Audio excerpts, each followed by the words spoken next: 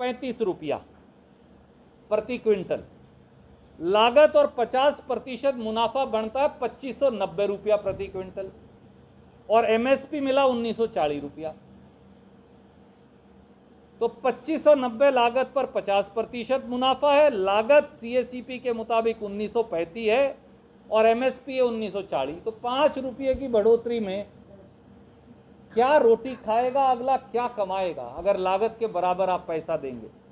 और पिछले साल के मुताबिक बढ़ोतरी का मैंने एक चार्ट यहाँ लिख दिया कि कितनी है, तो 3.9% ये बनती है और इसकी औसत 3.7। मैं अलग अलग फसलों का आपको नहीं पढ़ के बताऊंगा क्योंकि चार्ट के अंदर लिखा है।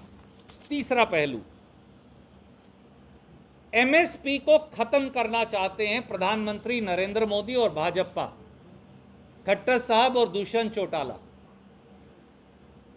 जब, और इसका सबूत यह है कि मोदी सरकार एक षड्यंत्र के तहत एमएसपी पर खरीदी जाने वाली फसल ही कम कर रही है। खाद्यान्न उत्पादन बढ़ रहा है, एमएसपी पर खरीदी जाने वाली फसल घट रही है।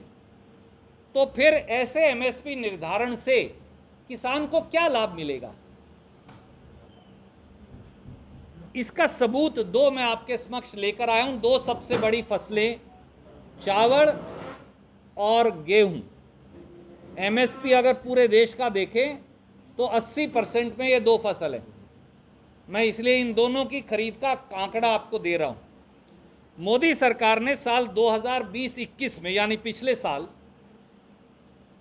2021 में 389.93 या 390 लाख टन गेहूं की खरीद की एमएसपी पे।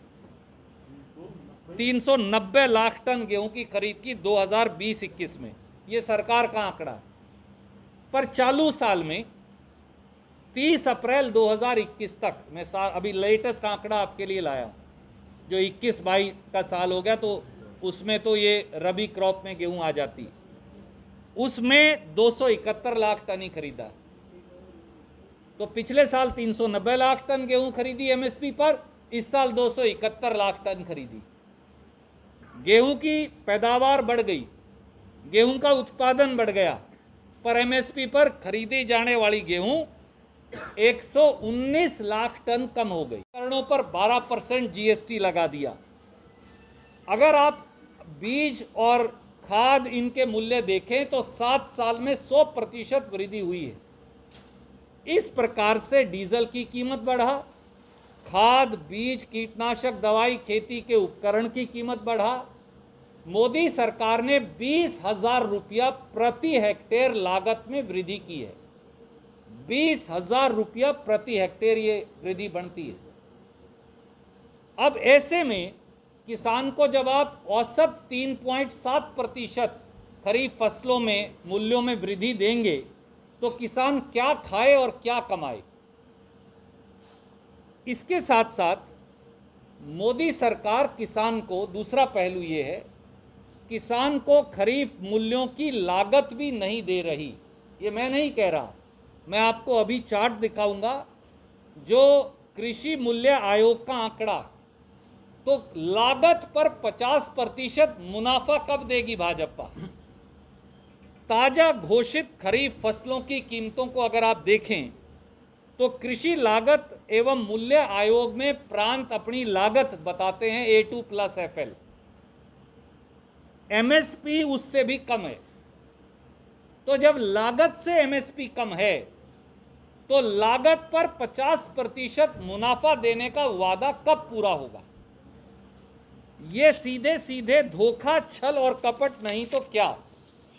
मैं एक ये चार्ट आपको रिलीज कर रहा हूं, ये सीएसीपी की रिकमेंडेशन और रिपोर्ट के ऊपर आधारित है और मैं इनमें कुछ फसलों का आपको पढ़कर बताऊंगा।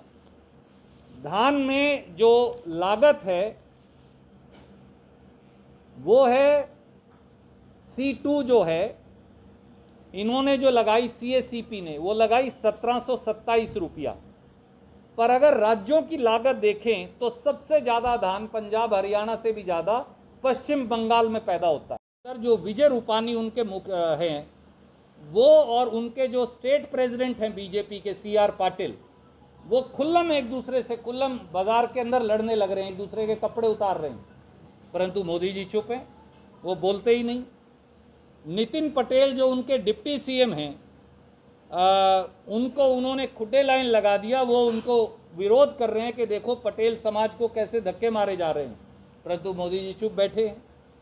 बिहार में जो सीएम हैं नीतीश कुमार जी, उनके खिलाफ जो बीजेपी के एमएलसी हैं तुन्ना पांडे, उन्होंने सीधे सीधे कहा कि इसको निकाल देना चाहिए, हटाना चाहिए, परंतु सरकार कुछ नहीं कह रही। जीतन राम मांझी और मुकेश साहनी जो उनके दोनों अलाइज हैं, वो नीतीश कुमार को हटाने की बात करते। और अगर आप यूपी की बात कर लें तो यूपी में तो जिस प्रकार से आदित्यनाथ जी ने अब प्रधानमंत्री की फोटो ही हटा दी, डिफरेंसेस यहां तक पहुंच गए हैं कि मुख्यमंत्री प्रधानमंत्री की फोटो लगाने से इनकार करता है, पोस्टर उनके अलग कर दिए। और यही नहीं, इसके अलावा कई जो विधायक हैं आदित्यनाथ जी के, उसमें सत्यदेव पचौरी हैं, सतीश गंगवार हैं, कौशल किशोर हैं, उन्होंने सीधे सीधे कहा कि लोगों को मारने के लिए योगी आदित्यनाथ जिम्मेवार है, इनका मिसमैनेजमेंट। कोई कार्रवाई नहीं हो रही। बीजेपी के एक और एमएलए हैं राकेश राठौर, केसर सिंह, वो कहते हैं तो हमें जेल भेज देगा अगर हम इसके बारे में सही बात बता देंगे तो कांग्रेस का कुनबा तो फिर भी ठीक है। मैंने ये आपको इसलिए बताया कि ये अक्सर अखबार में कोई बताता नहीं, परंतु जूतों में दाढ़ बंट रही है हर भाजपा शासित प्रदेश के अंदर, और मोदी जी का कोई नियंत्रण अब उन पे बचा। हमसे जुड़े रहने के लिए हमारे YouTube चैनल को सब्सक्राइब करें और नई वीडियो की नोटिफिकेशन के लिए बेल आइकॉन को दबाएं। अगर आप ये वीडियो Facebook पर देख रहे हैं तो लाइक जरूर करें और ज्यादा से ज्यादा शेयर करें। धन्यवाद।